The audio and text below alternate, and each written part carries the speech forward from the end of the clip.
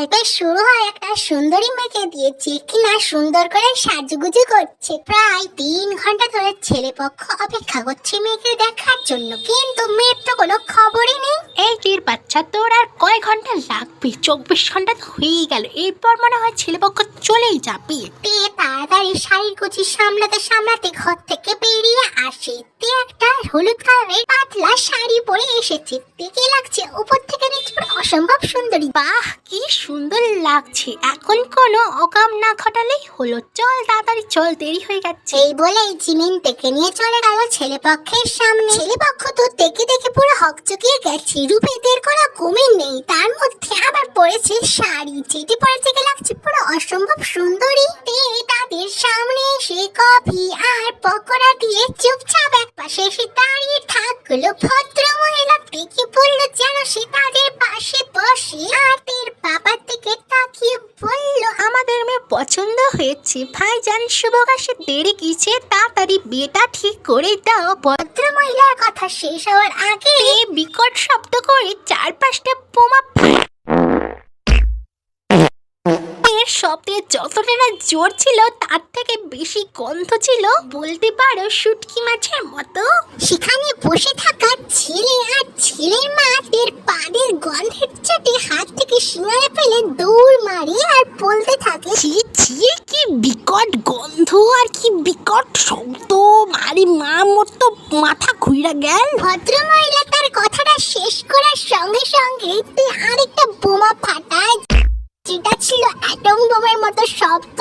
আর সেই পাদের গন্ধে তো ছেলে নাক চাপা দিয়ে দৌড়াতে থাকে আর বলতে থাকে, মা তাড়াতাড়ি চলো, এই পাদের গন্ধ কিছুক্ষণ শুঙিলে মুই এক্ষুনি উল্টাইয়া পড়িয়ে যাবো মাই। তুলিয়া সেখান থেকে দুই ছেলে আর মা মিলে পালিয়ে যায়। আহা, তোর পুটকি এত ঢিলা কেন? বলেছিলাম পাঁচটা আটকিয়ে রাখতে, দেখলি তো তোর জন্য বিয়ের সম্বন্ধটা ভেঙে গেল। মায়ের কথা শেষ হওয়ার আগে আরো একটা অ্যাটম বোমা ফাটালো। আর গন্ধে তার মার মাথা ঘুরে যাওয়ার অবস্থা, তো সেখান থেকে চলে গেল। তে দম ছেড়ে বাঁচলো, এতক্ষণ যেন তার পিছনটা ফেটে যাচ্ছিল পাত না মারার জন্য। তে তো 4-5টা পাত মারতে থাকে, এক একটার সাউন্ড এক এক রকম। জিমিনা পিছন থেকে বলে ওঠে, ছ্যা দিলি তো বিয়েটা ভেঙে। আরে বান্ধবী, আর একটু সামলাতে পারতি না? তাহলে তো বিয়েটা ঠিক হয়েছে। তো তুই তো বাবা ভালো লাগে না ছাই, এত পাত মানুষ কেমনে পারি আমি বুঝে পাই না। কেন রে বান্ধবী, আর একটু সামলাতে পারলি না? আকামটা একটু পরে ঘটাতেই পারতি। দেখ জিমিনা, তুই আমার বেস্টি হোস, এই পাদনির বেস্টি হোস, তুই আমার পাঁদের প্রশংসা করবি, তা না এমন করিস যেন তুই তো পাঁদিসই না। আরে আমি কি একবারও বলেছি আমি পাঁদি না? কিন্তু তোর মতো এরকম নির্লজ্জ নই। আমি 4-5টা পাঁদি ধরেই না একসঙ্গে, আর এত জোরে জোরে কে পাঁদে ভাই? এই জিমিনের কথা শুনে হা হা করে হাসা শুরু করে দেয়। তো চলো এখানে ছোট্ট করে এদের পরিচয়টা দিয়ে দিই। তে হচ্ছে আমাদের গল্পের নায়িকা, যার একটা বড় সমস্যা হচ্ছে সে খুঁড়ি খুঁড়ি পাদ মারে আর কি। আর জিমিন হচ্ছে তের একমাত্র বেস্ট ফ্রেন্ড, হাসির বাচ্চা। জিমিনের এরকম কোনো সমস্যা নেই, জিমিন পুরো পারফেক্ট বেবি। জিমিনের মা ছোটবেলায় মারা গেছে, তার বাবা আছে কিন্তু সে বিজনেসের কাজে বাইরে থাকে, তাই জিমিন তের সঙ্গে থাকে। তের মা বাবার এতে কোনো আপত্তি নেই। জিমিনও তেদের বাড়ির একটা ছোট্ট অংশ হয়ে উঠেছে। রাতে খাবার দাবার কমপ্লিট করে তে তার বান্ধবী জিমিনের সঙ্গে রুমে বসে গল্প করছে। জিমিন তখন বলে ওঠে, দেখ বান্ধবী, কাল দয়া করে কোনো বোমা ফাটাস না, তোর পুটকিটারে সামলাইয়া রাখিস প্লিজ প্লিজ প্লিজ। থুস থুস পাতকি আর বাধা মানে নাকি, ওটা তো বেরিয়ে যায়। তাছাড়া এমন করছিস যেন তুই তো পারিস না। আরে আমি সেটা বলেছি নাকি, কিন্তু তোর মতো এত খুরিক খুরিক ধরেই না বোমা ফাটাই।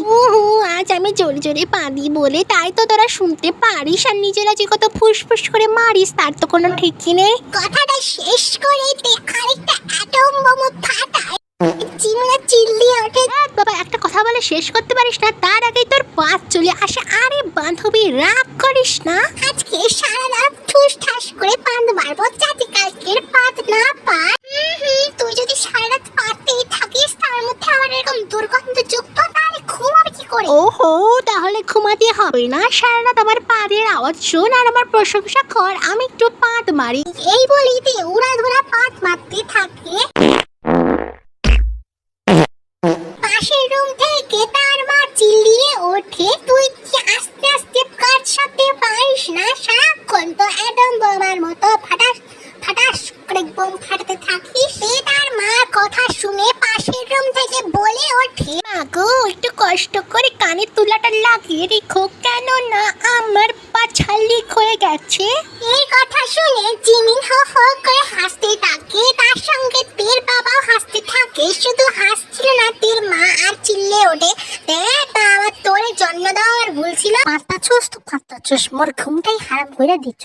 এইভাবেই তে একটার পর একটা পেঁদে যাচ্ছে আর সবাইকে জ্বালিয়ে যাচ্ছে। তো এইভাবে রাতটা কেটে গেল। ভোরবেলা ঘুম থেকে উঠে জিমিনা রেডি হয়ে নিল, কারণ জিমিনা যাচ্ছে তার একমাত্র বয়ফ্রেন্ড সুগার সঙ্গে ঘুরতে। একটা কথা আছে না, নিজের পায়ে নিজে কুড়ুল মারছে। জিমিনাও ঠিক সেই কাজটাই করছে, যাকে ধরতে পারুনি তার মধ্যে দেখে নিয়ে যাচ্ছে। কি জানি বাবা কি হবে আজকে, তো চলো দেখা যাক। জিমিন রেডি হয়ে এসে থেকে খাট ধাক্কা দিয়ে ফেলে দেয়। দিয়ে বল, আরে শাকচুন্নির বাচ্চা, তুই আমার ফেললি কেন রে? আমার তো পিঠে লাগলো নাকি? এই যে পাদের রানী, পাতে পাতে সবকিছুকে ভুলে গেছিস নাকি? তোর কি মনে নেই আজকের কি?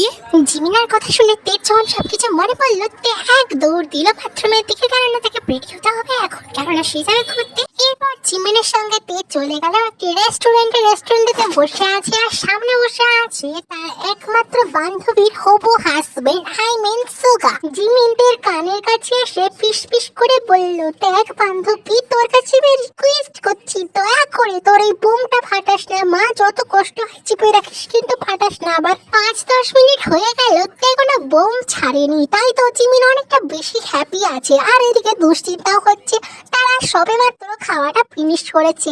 এবার তে বুঝতে পারছে যদি সে একবার উঠে দাঁড়ায় তাহলে সে হয়তো 4-5টা বোম ছেড়েই দেবে, আর যেরকম বিকট শব্দ হবে হয়তো সবাই ভয় পেয়ে পালাবে। জিমিন আর সুগা উঠে দাঁড়ায়, তেকে উঠতে বললে তে কোনো রিয়াকশন দেয় না, তে চুপচাপ বসে থাকে। জিমিন বুঝতে পারলো তে নিশ্চয়ই একটা পাঁচ পেয়েছে। জিমিন তের দিকে 2 হাত জড়ো করে থাকে, যেন সে তের কাছে রিকোয়েস্ট করছে। সুগা এরকম দৃশ্য দেখে বলল, কি হয়েছে জিমিনা? জিমিন সুগাকে কিছু একটা বলে মেকআপ দিতে যাবে, ঠিক সেই সময় শোনা গেল একটা বিকট শব্দ। মাইমিনটি এখন পাঁচ ছেড়ে দিয়েছে। যাই হোক, তের পাড়ের এরকম বিকট শব্দ আর গন্ধের চোটে সুগার সেখানে অজ্ঞান হয়ে যায়। আশেপাশের লোক তের দিকে তাকিয়ে থাকে অদ্ভুত দৃষ্টিতে। গোটা ক্যাফে ঠিক সেই সময় পুরো ফাঁকা হয়ে যায়, ভিতরটা পুরো গন্ধে ভরে গেছিল।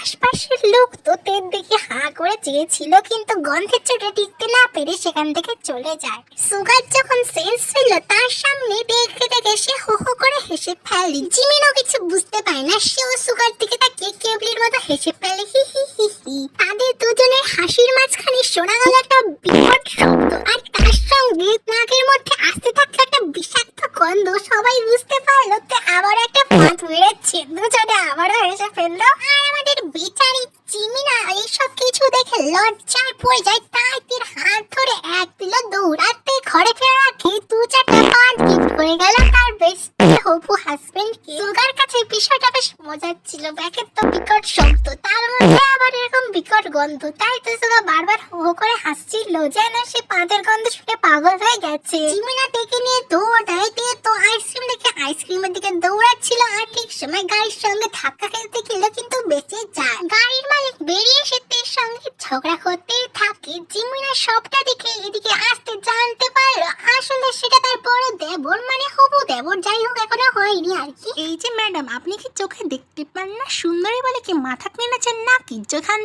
যেখানে খুশি দৌড়াবেন, গাড়িটা রাস্তায়, এটা আপনি কি দেখে চলতে পারেন না? এই চাঙ্কুকের এরকম হুমকি শুনে তার দিকে রাগিয়ে কিভাবে তাকায় আর বললো, আরে বাবা, আপনি এরকম করছেন যেন আপনার আইসক্রিম পছন্দই না। আইসক্রিম দেখলে কি মাথা ঠিক থাকে নাকি? আমি তো যাচ্ছিলাম, আপনার দোস্ত, আপনি চলে এলেন, আপনি কি গাড়িটা দাঁড় করাতে পারতেন না? এই যে মিস শুনুন, পায়ের উপর পা তুলে আমার সঙ্গে ঝগড়া করে হাতে আসবেন না, দোষটা তো আপনারই না। আপনি কি দেখতে পাচ্ছিলেন না গাড়িটা আসছিল? এখন তো রেড সিগন্যাল নেই, এখন তো গ্রিন সিগন্যাল আছে, তো দোষটা আমার হলো কোথায়? চাঙ্কুকের টের মাঝে কোনো ঝগড়া থামলো না, চলতে লাগলো কুচুর কুচুর ফুসুর ফুসুর বুটুর বুটুর ছুটুর ছুটুর মুটুর মুটুর রাখালাগি ঘুষাঘুষি সবকিছু চলছিল। এদিকে জিমিনা চিন্তার চোটে তার হাতে থাকা বড় বড় সুন্দর সুন্দর নখগুলোকে দাঁত দিয়ে চিবাচ্ছিল। সে তো টেনশনে পড়ে গেছে, যদি এখন একটা পাত মারে আর জাঙ্কুক যদি সবটা শুনতে পারে। ব্যাস, একটু আগে বেচারি চিমিনার ইজ্জতের ফালুদা হয়েছিল, এবার বেচারি চিমিনার ইজ্জতের ঘন্টা হবে, শাক হবে, তারপরে মুড়ি ঘন্ট হবে, তারপরে লাউ শাকের চচ্চড়ি হবে। যাই হোক, এইসব ভাবতে ভাবতে চিমিনা চিন্তায় ছোট পাশে থাকা একজন বৃদ্ধা মহিলার হাতের মধ্যে কামড় দিয়ে দেয়, যার কারণে বৃদ্ধা মহিলা রেগে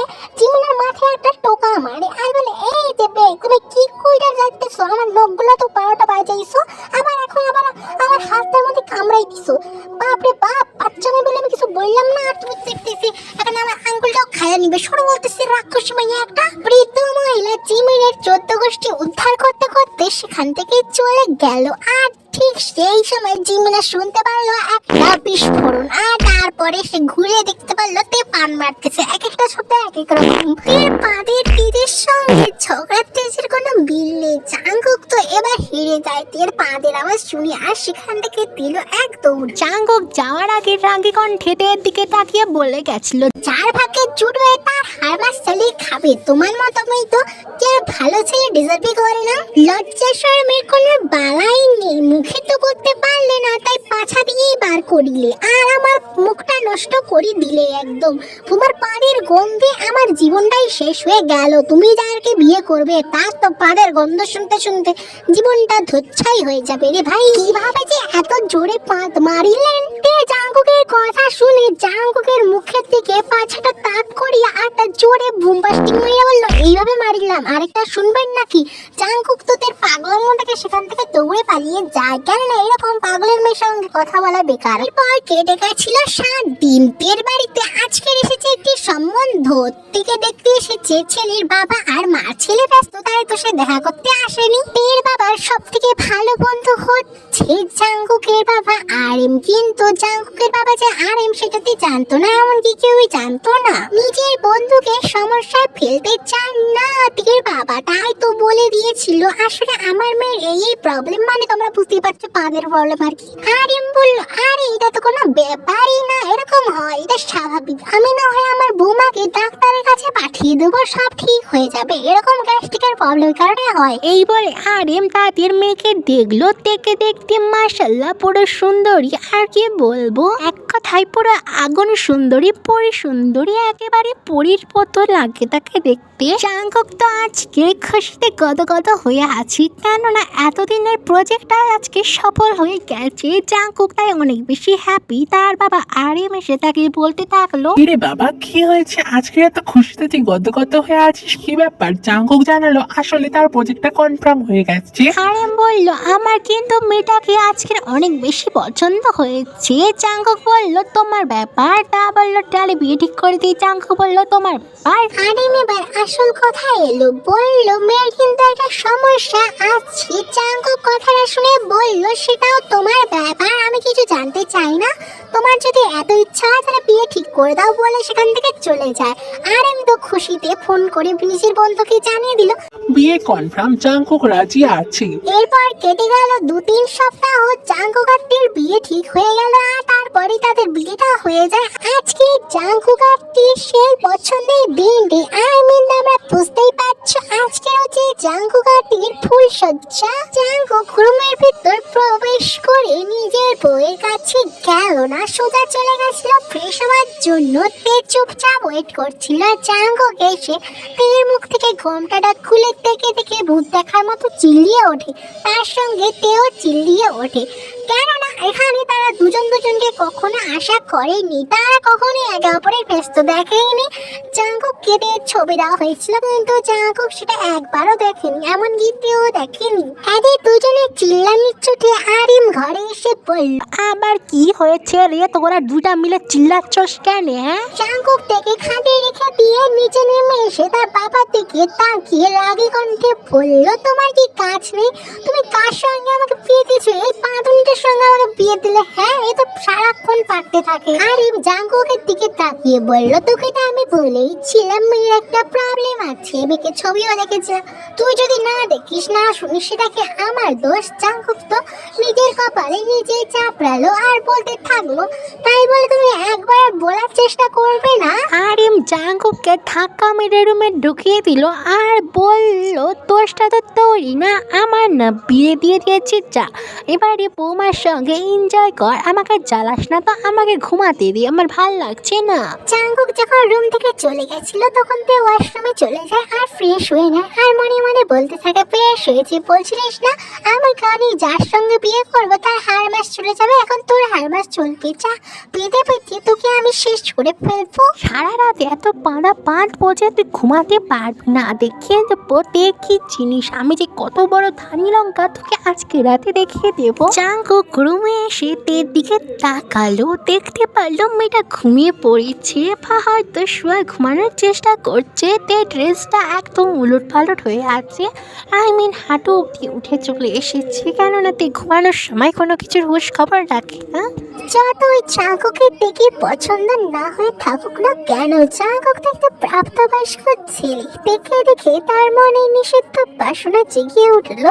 জাঙ্কুক এই ঘোর লাগা চোখে তের দিকে তাকালো আর তার কাছে চলে গেল, এক লাফে বিছানায় উঠে তের জামাটা পাড় থেকে তুলে নিল, একেবারে কোমর অব্দি নিয়ে চলে আসলো। জাঙ্কুক ভালো করে তাকালো, বুঝে গেল তার তের জমির পরিমাপটা কত। জাঙ্কুক তের জমির উপর থেকে পর্দাটা সরিয়ে দিল আর তারপর সেটা দেখতে থাকলো আর তারপর তের ড্রেসটাকে একেবারে উপর থেকে নিচে অব্দি পুরো ছিঁড়ে ফেললো। জাঙ্কুকের এত বেশি ধৈর্য নেই, তাই জন্য তো না খুলে একেবারে ছিঁড়ে ফেললো আর হামলে উঠলো তের উপর। হঠাৎ এরকম সবাই ঘুমটা ভেঙে যায়। জাঙ্কুককে বৃথায় থামানোর চেষ্টা করছিল কিন্তু জাঙ্কুক তো থামে না। জাঙ্কুক নিজের লিটল বাড়িটাকে তের মধ্যে ইন করে আর শুরু করে দেয় তাদের চিঙ্গালা হুইল গেম। তো জাঙ্কুককে অনেকবার বাধা দেওয়ার চেষ্টা করেছিল বাট জাঙ্কুক তো শোনে না। জাঙ্কুক নিজের কাজে ব্যস্ত হয়ে পড়ে। দিন সকাল হতে যখন খুব দেখে ওঠে নিজে খুব ব্যথা ব্যথা অনুভব হচ্ছিল, তাই তো উঠতে পারছিল না। তে নিজের বুকে ভারী ভারী কিছু অনুভব করতে তাকে দেখতে পারলো জাঙ্কুকের উপর মাথা দিয়ে শুয়ে আছে আর এখনো তের মধ্যে বাঁচে। আর কি তোমরা বুঝতে পারছো, আশা করি তোমাদের বলতে হবে না, কারণ তোমরা এতটা বেশি ইনোসেন্ট নয় যে তোমাকে আবার এটা বলতে হবে। তো তে ভাবছিল হয়তো জাঙ্কুক ঘুমাচ্ছে তাই তে আর জাঙ্কুককে ডিস্টার্ব করছিল না, বাট তে বেরোনোর চেষ্টা করছিল বাট বেরোতেও পারছিল না। তে সব থেকে বেশি অবাক তখন হলো যখন জাঙ্কুক মুভ করছিল। আই থিঙ্ক তোমরা বুঝতে পারছো আমি কি মিন করতে চাইছি। তে জাঙ্কুকের দিকে তাকিয়ে বললো, তুমি কি জেগে আছো? জাঙ্কুক বললো, ইয়েস প্রিন্সেস, আমি এখনো জেগেই আছি বলে জাঙ্কুক তের উপর হামলা বলে দেয় আর শুরু হয়ে যায় জাঙ্কুক আর তের মানে বুঝতে পারছো যাই হোক বলবো না, লোকের বাসর করে তো উঠে মারা ভালো না। প্রায় সকাল 9টার সময় জাঙ্কুক আর তের ঘুম ভাঙে। ঘুম ভাঙার পর জাঙ্কুক আর তের মেরে চলে গেছিল ব্রেকফাস্ট করার জন্য, মানে আগে ফ্রেশ হয়েছে তারপরে ব্রেকফাস্ট করার জন্য যাচ্ছিল। যাই হোক নিচে নামার পর জিনদের থেকে খাবার এগিয়ে দেয়, তে খাবার খাচ্ছিল আর সবার সঙ্গে গল্প করছিল। খাবার দাবার ফিনিশ করার পর সুগা একেবারে ঘর থেকে বেরিয়ে চলে গেল আর বলল, ভাবি তুমি কিন্তু পাঁচ মারতে ভুলে যেও না, তুমি পাঁচ না মারলে কিন্তু আমাদের ঘুম ভালো হবে না। ও সুগার সঙ্গে মজার চলে বললো, কেন নয় দিবর্চি, তোমার এত করে ইচ্ছা হয়েছে যেহেতু তাহলে চল তোমার ইচ্ছাটা পূরণ করে দিই। বলতে 4-5টা পাঁচ মারতে থাকলো, এক একটা পাত এক এক রকম আর কি, আর এক একটা রকম গন্ধ। জাঙ্কুকদের এরকম কাজকর্ম দেখে হাসবে কি কাঁদবে কিছু বুঝতে পারছে না। আর জিন তো সবটুকু দেখে একদম হাসতে হাসতে হই হই শুরু করে দিয়েছে আর আরিমতের তালে তালে সঙ্গে এক দুটো পাত মেরে যাচ্ছে।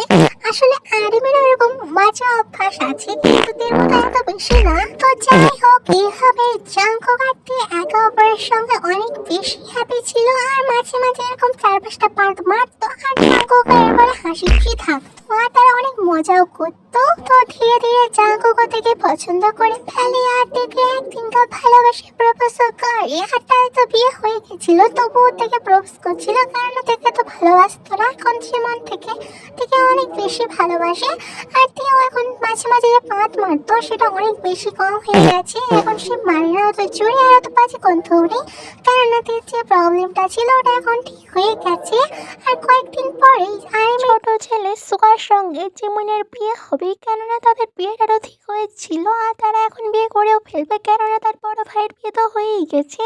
জাঙ্কুক আর তের বিয়ে কেটে গেছে 3 মাস। আজকে হবে সুগা আর জিমুনের বিয়ে। তো সবাই খুব হ্যাপি। তে এখন আর আগের মতো পাত মারে না বললেই চলে, তে এখন ভদ্রমে হয়ে গেছে। তো যাই হোক, এদিকে সুগা আর জিমুনের বিয়েটা হয়েছে ভালোভাবে। আর এদিকে জাঙ্কুক কিন্তু দেখে এই 3 মাসে অনেক বেশি ভালোবেসেছে। আর তে অনেক বেশি হ্যাপি জাঙ্কুকের কাছ থেকে এত কেয়ার পেয়ে। জিমিন আর সুগার বিয়েটা খুব ভালোভাবে শেষ হয়ে যায়। তে তো অনেক বেশি হ্যাপি, কারণ সে তার বেস্টের সঙ্গে থাকতে পারবে। বাড়ির সকলের খুশির মাঝে হঠাৎ এতে সেন্সলেস হয়ে যায়। তে এরকম হট করে সেন্সলেস হয়ে যাওয়ার কারণে বাড়ির সবাই অনেক চিন্তিত হয়ে যায়। জাঙ্কুক থেকে কোলে করে নিয়ে পেটে চলে যায়। আর এক্ষেত্রে ডাক্তারকে কল করে। ডাক্তার এসে চেক আপ করে জানায় উনি তো 1 মাসের প্রেগনেন্ট। উনি ঠিকঠাক ভাবে খাওয়া দাওয়া করছে না, তাই উনি অনেক বেশি উইক। সেই জন্যই উনি মাথা ঘুরিয়ে পড়ে গেছে। এরকমটা স্বাভাবিক, এটা কোনো ব্যাপার না। তোমরা ওনার অনেক বেশি কেয়ার করবে।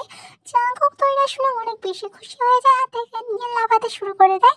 আর তারপর থেকে নামিয়ে তার গালে একটা কিস করে। তো যাই হোক, জাঙ্কুক আর তের এই খুশির মুহূর্তের মাধ্যমে আমি গল্পটা ফিনিশ করছি। তো গল্পটা যদি তোমাদের ভালো লেগে থাকে লাইক করতে আর কমেন্ট করতে ভুলবে না। কমেন্টে জানিয়ে দেবো তোমাদের কী টাইপের গল্প ভালো লাগে। আর তোমাদেরকে বলে দিলাম, আশা করি গল্পটা যাদের মন খারাপ ছিল তাদের হয়তো গল্পটা ভালোই লেগেছে, তাদের জন্য এটা একটা হাসির ডোজ ছিল বলা যেতে পারে। তো যাই হোক, আজকের মতো এইটুকুই। দেখা হচ্ছে অন্য কোনো গল্পে। বাই বাই, সবাই ভালো থেকো। আর জান পাখিরা, তোমাদের যদি আমার গল্পগুলো ভালো লেগে থাকে অবশ্যই সাবস্ক্রাইব করে দিও এরকম নতুন নতুন গল্প পাওয়ার জন্য। এখনকার মতো বাই বাই।